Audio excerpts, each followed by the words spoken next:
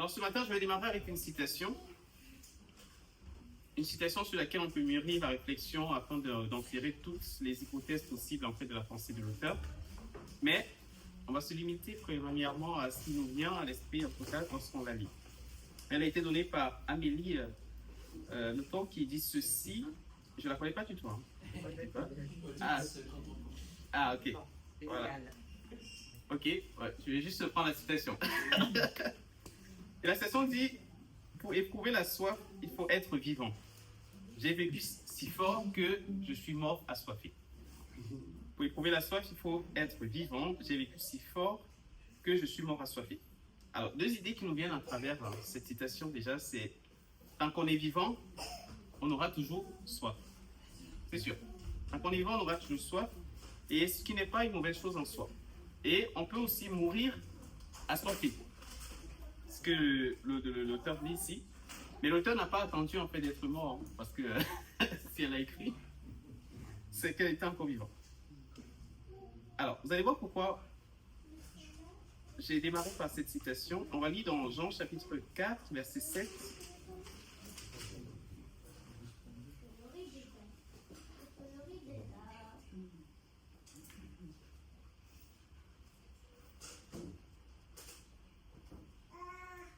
Jean chapitre 4, verset 7. Alors, une fois que le Samaritain vint puiser de l'eau, Jésus lui dit, donne-moi à boire.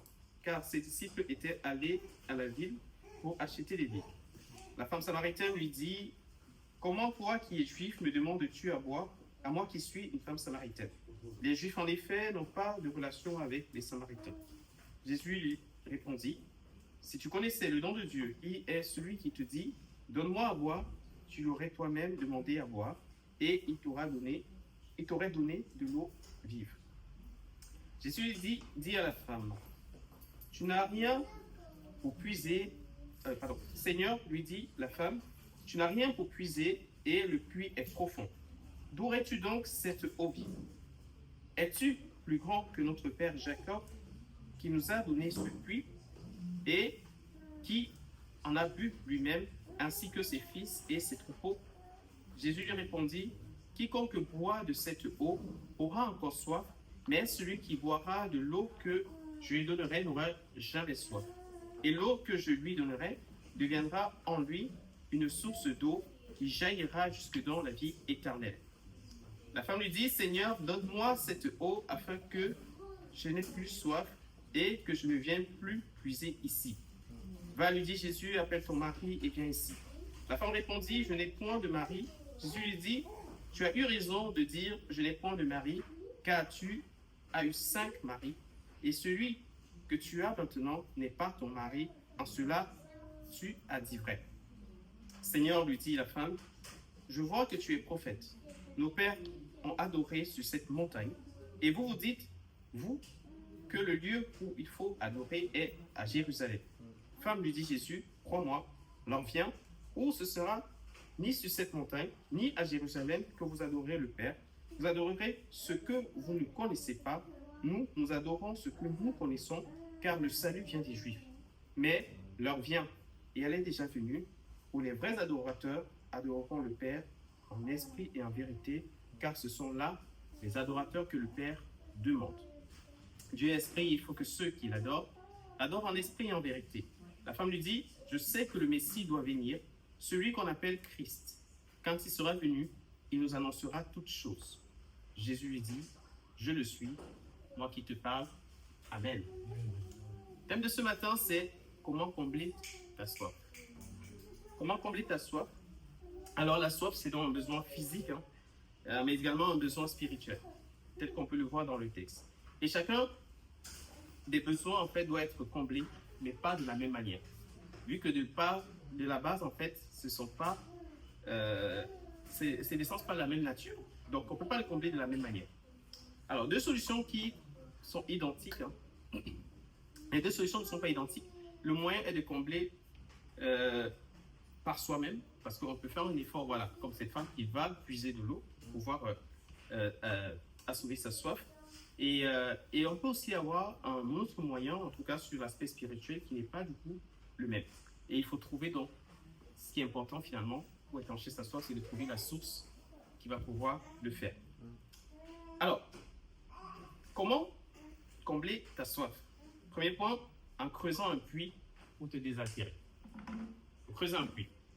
Et cette dame avec qui Jésus échange est dans un besoin qu'elle peut ressentir en fait, hein. Ce besoin de soif. Et même si c'était compliqué en fait pour elle de sortir au même moment que les autres, parce que voilà, au vu de sa situation, de sa position, elle avait toujours cette nécessité d'aller chercher de l'eau. Elle ne pouvait pas rester chez elle en disant je m'en fous, donc si les autres ne veulent pas me voir, je ne vais pas chercher de l'eau, je reste chez moi et je me contente de ce que j'ai. Non, la soif étant présente, ça la presse aussi à aller chercher de l'eau, quoi qu'elle fasse. Elle va trouver un autre moment de la journée pour le faire, quand elle ne croise pas les autres, mais elle va quand même le faire, aller chercher. Donc, il y a un effort à faire qui n'empêche pas cette soif de toujours venir. Donc, hier, elle est allée puiser de l'eau. Aujourd'hui, elle ira encore puiser de l'eau. Et le lendemain, elle ira encore puiser de l'eau. Parce qu'elle aura toujours cette soif qui est présente. On va juste calmer un moment, mais ensuite, ça va revenir. Donc, il y a un effort à faire. Et c'est ainsi qu'on va donc continuer d'aller chercher pour boire, pour se désaltérer, en espérant également que le puits ne s'assèche pas. Parce qu'à un moment donné, s'il n'y a plus d'eau, on est mort. Alors, vendredi, samedi, j'ai dû travailler un peu de terre. Aller chercher, creuser, semer et autres. Et vu le temps qu'il faisait, bien sûr, j'avais soif. J'avais soif et pour moi qui n'ai pas... je ne suis pas fan d'eau, mais bon. J'avais pas trop le choix, il fallait en boire. Alors, j'ai pas cherché un petit rosé, vous inquiétez. Mais il fallait en boire. De toutes les façons, l'effort aussi qu'on peut avoir, au vu du climat aussi qu'on vit, on est de plus en plus désattiré. Et oui, on va aller chercher de l'eau à boire. Alors, c'est cette même soif en fait qui va conduire aussi Jacob à creuser ce puits. Puisqu'elle le dit, voilà, nos pères ont creusé, nos pères nous ont donné ce puits. Jacob a bu de cette eau avec les siens. Et oui, quand il passait par là, il eut soif, ses serviteurs également, et de même que son troupeau. Donc à un moment donné, il fallait pouvoir combler cette soif. Ils ont dû creuser un puits, faire un effort pour pouvoir avoir de l'eau. Pour ce premier cas, nous mettons nos efforts en jeu pour réussir à étancher notre soif. Et deux cas de figure, on peut se retrouver à combler notre soif, notre besoin, également par de mauvaises choses. Oui. C'est-à-dire, on sent un vide, on sent qu'il manque quelque chose, mais on va aller chercher ailleurs en fait, pour pouvoir combler. Et finalement, on ne fait pas forcément des bons choix dans ce qu'on va prendre. Mais également, on peut faire des choix, oui, qui soient corrects. Nos choix peuvent être donc égoïstes, comme ils peuvent être louables. Mais en tout cas, on trouve toujours le moyen de pouvoir combler ce désir qu'on a dans notre propre vie. Comme cette soif physique-là, on a également un besoin qui est présent. Ça peut être un besoin relationnel, ça peut être un besoin financier, ça peut être un besoin de toutes sortes qu'on essaye de combler par tout ce qu'on peut trouver. Mais l'objectif ici, c'est de pouvoir le combler par quelque chose de bien. Quelque chose de bien. Vous l'avez certainement remarqué dans le texte, les deux peuples ont un ancêtre commun.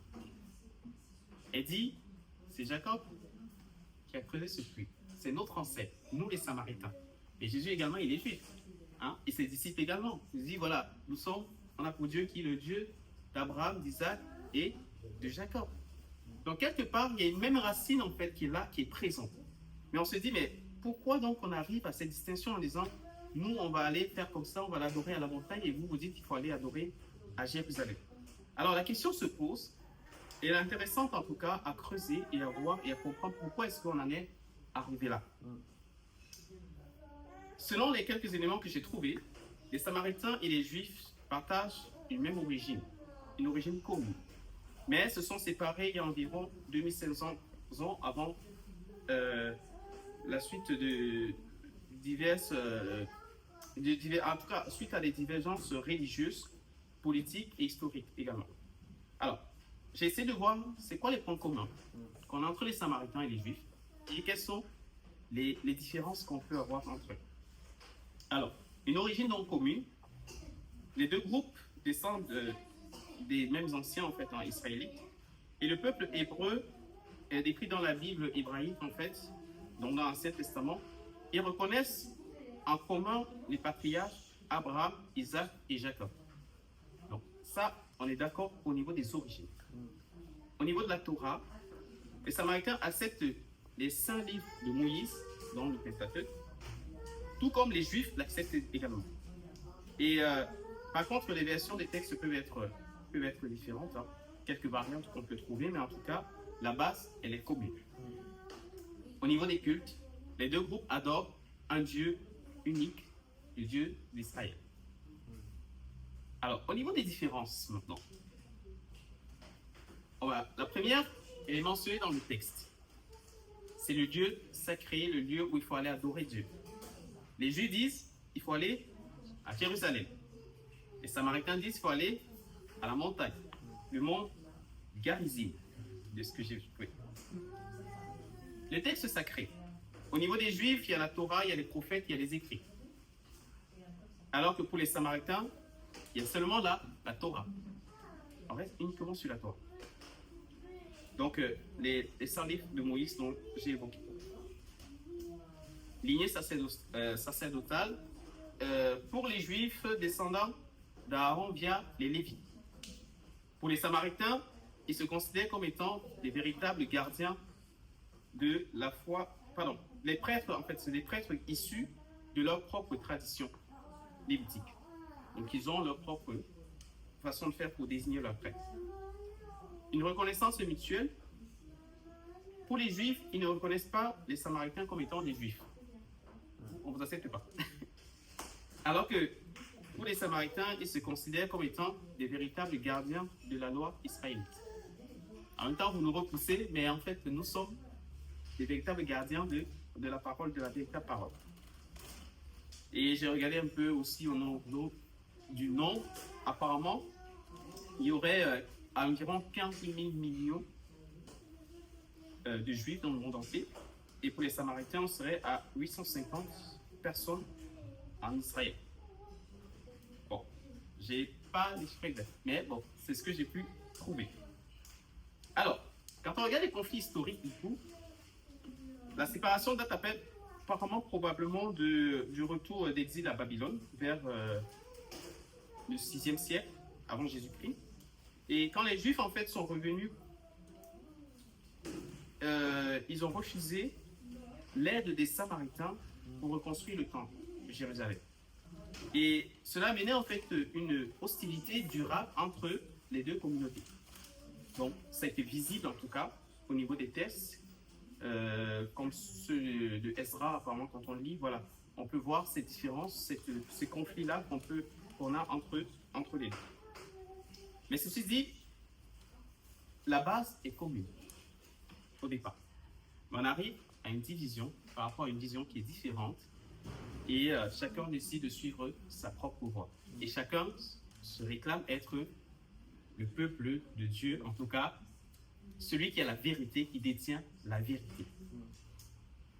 Au milieu de tout cela, Jésus veut donner la possibilité à cette femme de regarder à ce qui les unit qu'à ce qui pourrait les diviser.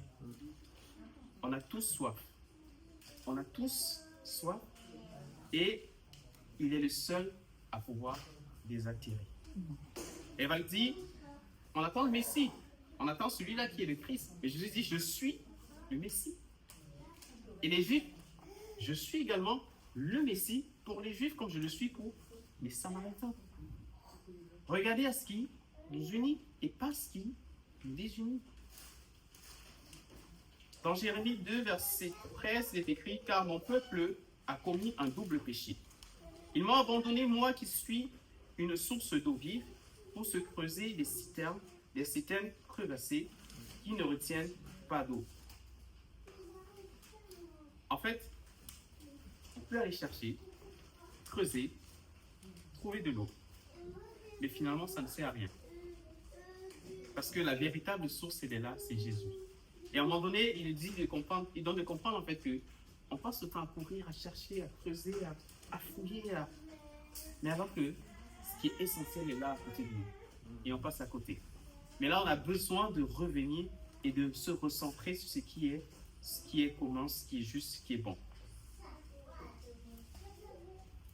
Et déjà, je me faisais la remarque, c'est que dans Jérémie, là, on parle déjà de cette source d'eau vive. Cette source d'eau vive qui va être mentionnée plus tard dans le Nouveau Testament. Alors Jésus veut attirer l'attention sur le fait que oui, on peut effectivement le désaltérer, nous désaltérer en fait de manière physique avec ce puits qu'on a creusé, avec ces sources d'eau qu'on a allé chercher, parce que oui, on a tous soif, tous on va aller pour boire, mais il y a bien plus en fait. Il y a bien plus. Et si je reviens à ma question, comment combler sa soif? Mon deuxième point, c'est en s'abreuvant à un puits que tu n'as point creusé. Un puits qui était là, qui est présent et qui est à côté de toi, et tu n'as aucun effort à faire que de l'accueillir. Dans le deuxième cas, on va s'abreuver à un puits dont nous n'avons rien fait pour l'avoir. Le seul effort est d'aller vers cette source, contrairement à la première qui nécessite un effort pour ceux qui l'ont creusé et également pour ceux qui vont aller chercher de l'eau. Parce que la femme, elle va dire, Jésus, toi tu as soif et tu veux de l'eau, mais tu n'as rien pour puiser alors que le puits, il est profond. Il y a toujours un effort, en tout cas, pour aller chercher. Et Jésus veut nous comprendre aussi que, mais finalement, dans le salut, on ne va pas chercher. Il n'y a pas d'effort à faire. Tout a été accompli. Tout a été accompli. Ce qui va donc faire la différence, c'est qu'en venant être désaltéré de cette soif, Jésus met lui-même la source en nous. Parce qu'il sait que si on boit aujourd'hui, demain on aura encore soif, parce que c'est naturel. Et on n'a pas besoin d'être coupé de la source. On ne doit pas être coupé de la source. C'est quoi il dit? Moi je viens avec un puits. Pas un puits où tu vas sortir chaque matin, chaque jour, pour aller creuser, ou pour aller chercher de l'eau, ou pour aller tirer de l'eau. Mais ce puits-là, je l'installe en toi-même. Afin que tu n'aies plus à te déplacer pour aller chercher l'eau. La source, elle est en toi. Et on se rappelle quand le peuple effectivement péchait. À chaque fois, il devait aller pour donner un sacrifice. C'est comme s'ils allaient puiser de l'eau. C'est comme s'ils allaient chercher à la source. Et à chaque fois, il fallait le faire. Mais Dieu est en train de te dire, tu n'as plus besoin de te déplacer. La source, elle vient à toi et je la mets en toi. Une source d'eau qui se renouvelle, conduite par l'Esprit du Seigneur, qui nous remplit de son amour et d'une vision qui ne vient pas de nous, mais qui vient de Dieu lui-même. Si la femme samaritaine choisit un moment précis pour aller chercher son eau, sans avoir à faire face au regard des autres, elle ne se doute pas que ce moment n'aurait pas été mieux choisi pour son rendez-vous avec Jésus. Oui, même si j'ai fait mes plans, j'ai calculé. Ah oui, je vais à cette heure parce que je suis sûr qu'aucune d'elles n'est là, aucun d'eux n'est là. Et je vais aller tout discrètement. Et là, Jésus dit, mais je t'attendais, quoi. J'étais déjà présent à ce rendez-vous. Ce rendez-vous qui était fixé avant que tu le saches même. Tu ne le savais pas, mais oui, j'étais là. Et je pense qu'on a eu cette occasion aussi d'avoir notre rendez-vous avec Jésus. Et un jour, on a dit oui, Seigneur. Et cette source d'eau a été installée en nous. Mais l'objectif n'est pas de la sécher, mais de la laisser être renouvelée et continuellement renouvelée pour nous désaltérer. Sans le savoir, elle vient à un rendez-vous prévu d'avance. C'est son moment. Jésus la veut seule, à tête, sans obstacle, comme ça a été le cas pour nous, le jour où nous avons rencontré le Seigneur. Ce qui est bien avec ce rendez-vous imprévu, c'est qu'on y est comme, vous savez, au McDo on dit, venez comme vous êtes. Quand on a un rendez-vous qui n'est pas prévu, en fait, on ne met rien de blocage, on ne met rien d'apparent et tout. On vient simplement. Vous savez, c'est comme si vous sortez, vous partez juste prendre votre douche, en fait. Je n'ai pas besoin de me maquiller pour aller prendre ma douche. Vous voyez? Je n'ai pas besoin de me couper les cheveux pour aller prendre ma douche ou quoi que ce soit. Et je viens naturellement, en fait. Et c'est sûr que la dame, même quand elle venait, elle se cachait, en fait. Elle ne voulait pas qu'on l'observe et tout. Donc, elle venait vraiment discrètement pour pouvoir faire ce qu'elle a à faire et repartir. Et c'est là que Jésus vient pour dire, oui, je te rencontre, en fait, tel que tu es, avec ton besoin le précis. Tu n'as pas de masque à faire, tu n'as pas de masque à mettre, tu n'as rien à prendre comme apparence. Parce que finalement, tu viens à découvert. Jésus va lui ouvrir des yeux spirituels, plus profonds. Et même si un désir était là et qu'elle ignorait, Jésus va le remettre à la surface. Il dit, oui, tu as soif, tu viens chercher de l'eau, mais tu as une soif qui est encore plus présente et dont tu ignores même. Mais moi, je suis venu pour combler cette soif-là. Et je veux la combler. Je veux la combler. Dans Jean 7, verset 37, il est écrit, le dernier jour, le grand jour de la fête, Jésus se tenant debout s'écria, si quelqu'un a soif, qu'il vienne à moi et qu'il boive. Celui qui croit en moi, les fleuves d'eau vive couleront de son sang, comme dit l'Écriture. Ah oui, je suis capable de le faire en toi. Il dit cela de l'Esprit qui devait recevoir ceux qui croiraient en lui. Car l'Esprit n'était pas encore, parce que Jésus n'avait pas encore été glorifié.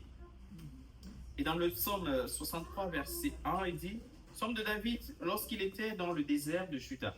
Ô Dieu, tu es mon Dieu, je te cherche. Mon âme a soif de toi, mon corps soupire après toi, dans une terre aride, desséchée, sans eau. Ainsi, je te contemple dans le sanctuaire, pour voir ta puissance et ta gloire. Car ta bonté vaut mieux que la vie, mes lèvres s'élèvent tes louanges. Je pense que dans le désert, il n'y a pas meilleur endroit pour expérimenter la soif et le besoin d'être désaltéré. Et là, quand David le vit, quand il le réalise, il dit, mais Seigneur, si dans le désert j'ai autant soif, combien mon âme devrait soupirer après toi, afin d'être désaltéré en toi. Je te cherche. Je te cherche. Et c'est ce qui doit être en nous. Le chercher davantage, afin que cette source prenne davantage vie en nous et qu'elle se renouvelle. Si nous nous limitons ici-bas, Jésus voit plus loin jusque dans l'éternité. Et c'est ce à quoi il attire les regards de la dame aujourd'hui. Une question ce matin. Quelle soif t'anime? Quelle soif t'anime? Est-ce de vivre le contentement et le temps présent, ou vivre de nouvelles choses avec le Seigneur dans la perspective de l'éternité? Parce que c'est aussi là qu'on va pouvoir se positionner.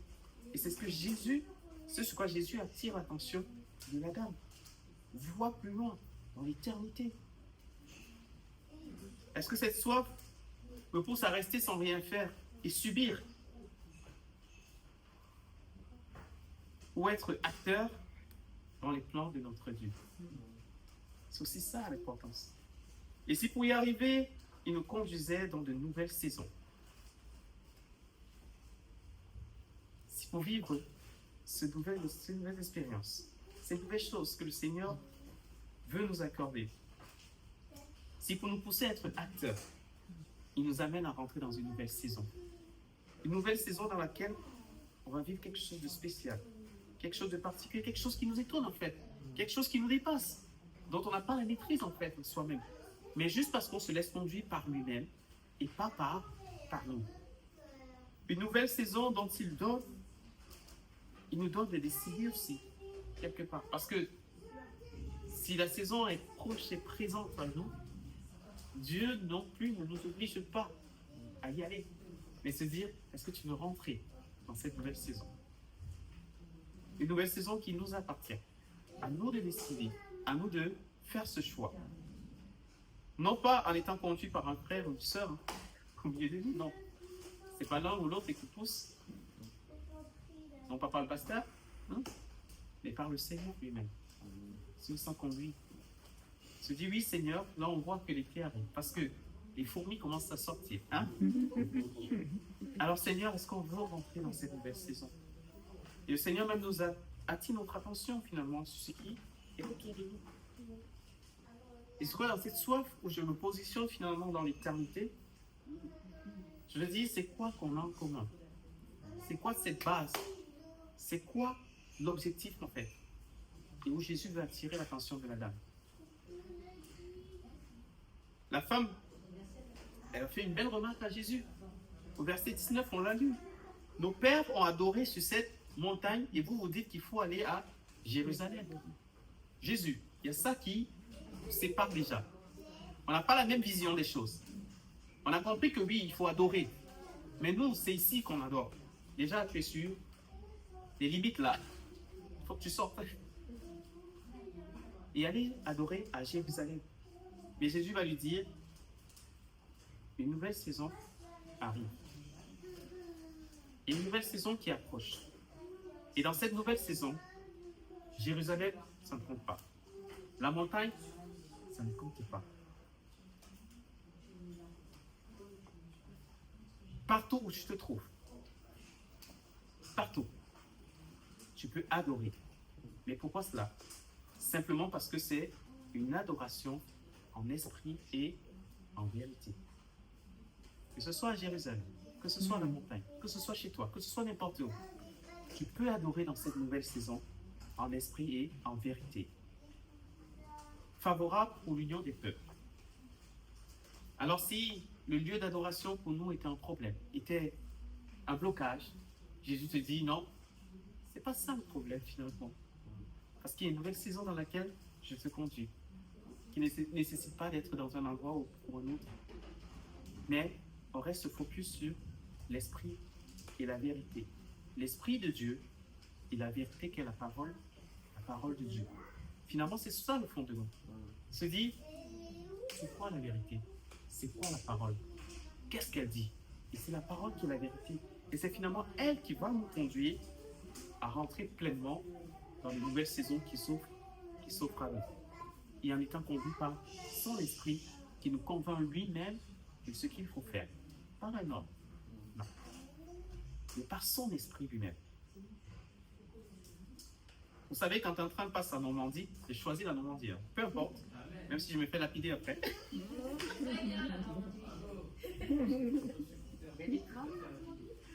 Bonne question.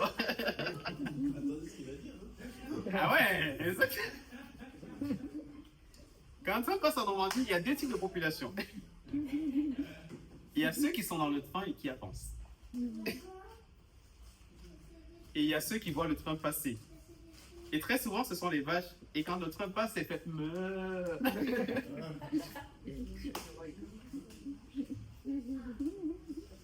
Ce que je veux dire par là, c'est ne sont pas ceux qui voient le train passer. Ils sont sans vaches, vous voyez. Il fait le meuh. Vous voyez. Mais ils sont dans le train, en fait, pour avancer. Mais quand le train avance, il avance sur une direction, avec une vision, avec un objectif, en esprit et en vérité. Je regarde ces deux mots. Il se dit, Seigneur, nous voulons être embarqués afin de réaliser ce que tu veux qu'on puisse réaliser ensemble. Pas de manière dispersée, non. Pas les autres à l'intérieur, les autres à l'extérieur, non. Mais ensemble, regarder et saisir la vision que tu veux nous donner afin qu'on y aille jusqu'au bout. Après cet échange avec Jésus, la femme samaritaine a tout compris et la nécessité d'accueillir dans son cœur le Seigneur, mais aussi de rentrer dans une nouvelle saison de sa vie. Une nouvelle saison de sa vie où elle n'était pas seulement focus sur le besoin matériel, physique et présent, actuel, mais sur quelque chose de plus grand. Et parce qu'elle l'a reçu, elle va pouvoir le partager également aux autres. Venez voir celui qui m'a tout dit de ma vie. Et parfois on pense qu'on a tout vécu, qu'on arrive au bout et que le chemin s'arrête là, ou bien qu'on arrive à destination. Mais non, tant qu'on est encore vivant et qu'on est encore là, on a encore plus à vivre, plus à donner, plus à faire, parce que c'est ce à quoi le Seigneur nous conduit. Alors une autre citation qui est peut-être un peu meilleure que celle avec laquelle on a démarré, elle dit ceci, c'est Guillaume Musso, voilà. C'était une version un peu anglaise, là, au français. Non, Musso, allez. Il dit, les plus belles années d'une vie sont celles qu'on n'a pas encore vécues. Ah, moi, j'ai trouvé intéressant. Parfois, c'est dit, non, c'est bon, on a déjà... C'est bon, ouais. Mais là, j'aime bien. C'est vrai, c'est pas la Bible, hein. C'est sûr, c'est pas la parole de Dieu. Mais il dit les plus belles années sont celles qu'on n'a pas encore vécues. On a encore plus à vivre. Vous voyez, on a encore plus à vivre, plus à réaliser. Et la parole même dira quelque chose qui est un peu similaire. Il dira, quand tu dis que ce que tu as vécu était meilleur, que les jours d'hier étaient meilleurs que ceux d'aujourd'hui, paraphraser. Mais il a dit, c'est pas de la sagesse en fait. C'est pas avec la sagesse que tu le dis.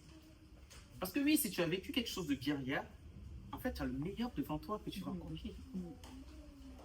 Parce que tu le vis avec le Seigneur.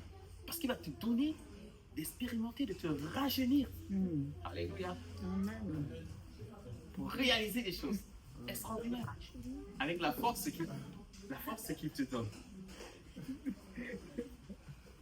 Alors, qu'est-ce qu'on va vivre dans cette nouvelle saison?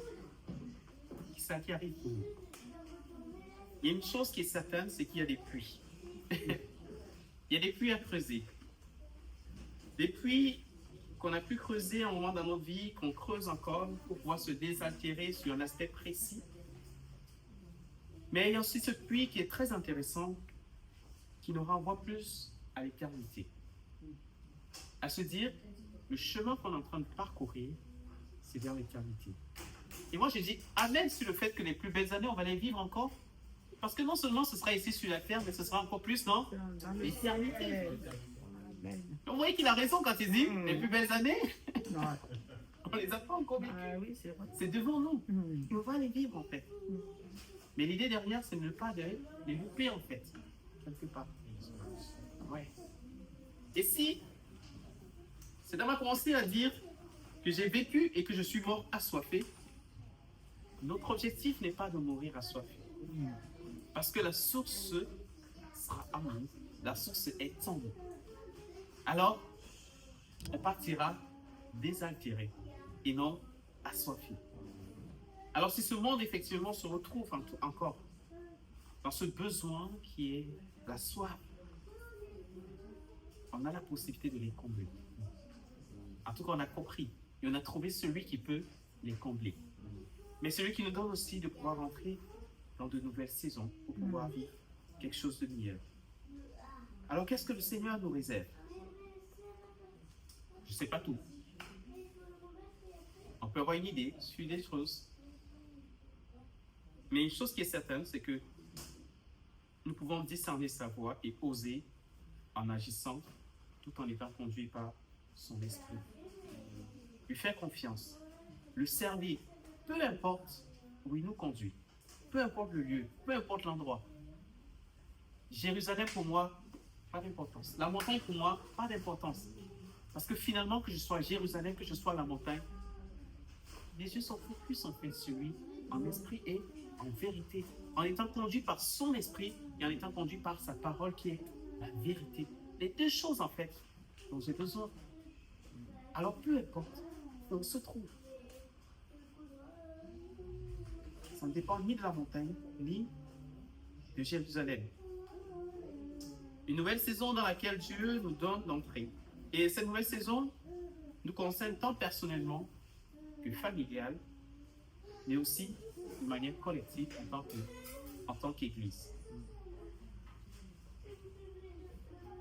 Vous savez, tout ce qui est nouveau est soit excitant, soit effrayant. Et parfois, même en entreprise, on n'aime pas les nouveautés. Il y a ce terme qu'on dit souvent, qu'on utilise très souvent, c'est alors, la conduite du changement. Oui. Et on met tout en entreprise, on organise un peu tout ça. Et je sais parce que là, on a vécu des changements encore là, récemment. Et on est toujours qu'on se plaint en fait, on se dit, ah mince, il y avait ça avant, maintenant il n'y a pas ça. On voit plus ce qu'il y a et qu'on n'avait pas aussi avant. Vous voyez, on va voir le plus en fait. Mais on a besoin de pouvoir le réaliser, de comprendre en fait que le travail reste le même dans ce qu'on a accompli. Parce que même s'il y a un changement d'organisation dans mon entreprise, ça ne change rien au boulot que j'ai à livrer. Je vais peut-être le donner à un patron différent. Non, même pas le patron parce qu'il reste le même. Un chef peut-être différent, transverse. Mais finalement, le travail reste le même. Et dans la maison de Dieu, le travail reste le même. Mais la parole nous rappelle aussi que l'homme réalise des plans, et ce sont les desseins de l'Éternel qui se réalisent. Et l'objectif, c'est qu'on reste focus en fait. Qu'est-ce qu'on a fait en tant qu'Église? Qu'est-ce qu'on a fait en tant que personne? Qu'est-ce qu'on a réalisé en fait? Et se laisser conduire par l'Esprit. Je crois une chose, c'est que si nous sommes disposés, nous allons vivre encore plus avec le Seigneur. Parce que le meilleur aussi est pour l'éternité. Cette femme avait beau discuter avec Jésus, sans réaliser qu'il était le Messie. Et parfois également, il y en a des réponses qui sont à côté de nous. On ne le réalise pas en fait. Mais on passe à côté. Et c'est plus tard qu'on réalise, ah mince, mais je l'avais déjà. Et je prie que Dieu ouvre nos yeux spirituels, afin qu'on réalise en fait sa présence partout où nous sommes. Mais aussi la voix qu'il nous adresse. Ce qui est bien et ce qui est important, c'est qu'on a à nos côtés une personne qui nous connaît mieux que nous-mêmes et qui sait ce dont on a besoin et qui sait comment et comment. Et je voulais me rappeler encore cette citation: les plus belles années d'une vie sont celles qu'on n'a pas encore vécues et dans lesquelles le Seigneur veut nous donner de rentrer. Des nouvelles saisons qui s'offrent à nous, et on peut le voir avec le temps qui nous parle également, et où la Bible nous demande d'être attentifs aussi à ce qui est autour de nous. Et réinsister aussi sur ces puits qu'on finalement doit creuser, mais plus encore, cette source qui est en nous. Et aussi, comme je le disais, Juifs et Samaritains, finalement, la base était la même. Et Jésus vient rappeler, et en disant, je vous donne de pouvoir entrer dans une nouvelle saison. Une saison qui concerne les Juifs, et une saison qui concerne les Samaritains, dans laquelle la source, c'est moi qui l'installe en vous. Alors, je ne sais pas quels sont les défis, qui sont les nôtres d'un point de vue personnel, et d'un point de vue également collectif. Mais ce qui est important, c'est de réaliser qu'on peut se reposer en cette source en fait. Et ne pas laisser qu'elle se sèche et qu'elle se renouvelle chaque jour. Et ce qui va l'amener à se renouveler chaque jour, c'est les deux choses dont on a parlé. Son esprit et la vérité qui est sa parole. L'esprit et la parole. Amen. On va prier. Seigneur, nous voulons te dire merci encore pour ta parole ce matin, qui nous rappelle qu'effectivement, en tant qu'humain, on a besoin. On a une soif, Seigneur, qui est là et qui chaque jour cherche à être désaltérée. Et parfois, oui, Seigneur, on peut creuser des puits, on peut aller tirer de l'eau, on peut aller chercher des solutions pour pouvoir étancher cette soif. Mais Seigneur, tu nous proposes quelque chose d'encore meilleur. Une source qui ne tarde pas. Une source qui est en nous, qui n'aura pas à se déplacer. On n'aura pas à se déplacer pour aller chercher, mais elle est installée en nous, Seigneur. Et parce que, Seigneur Dieu, tu veux le faire par ton esprit et par ta parole, nous voulons, Seigneur Dieu, te dire, nos cœurs sont ouverts, prêts à te recevoir. Seigneur, aide-nous, Seigneur, à ne pas douter, paniquer, être inquiets, mais à nous tourner véritablement vers toi, afin de recevoir ce que tu veux nous donner. Merci pour cette source qui ne t'arrive pas. Oui, Seigneur Dieu, tu donnes, Seigneur Dieu, à cette femme de pouvoir entrer dans une nouvelle saison de sa vie, comme tu nous donnes également de pouvoir entrer dans une nouvelle saison de notre vie. Une nouvelle saison dans laquelle on a à comprendre que ce qui nous divise n'est pas plus important que ce qui nous unit. Où, Seigneur Dieu, la base finalement est la même. Christ en nous. Parce que c'est simplement par ta mort que nous avons la vie. Et c'est par ta résurrection, Seigneur, que nous avons la garantie que notre place est réservée dans l'éternité. Alors oui, Seigneur Dieu, les plus belles années sont devant nous. Nous ne voulons pas, Seigneur Dieu, être à l'extérieur du train pour l'observer passer, non.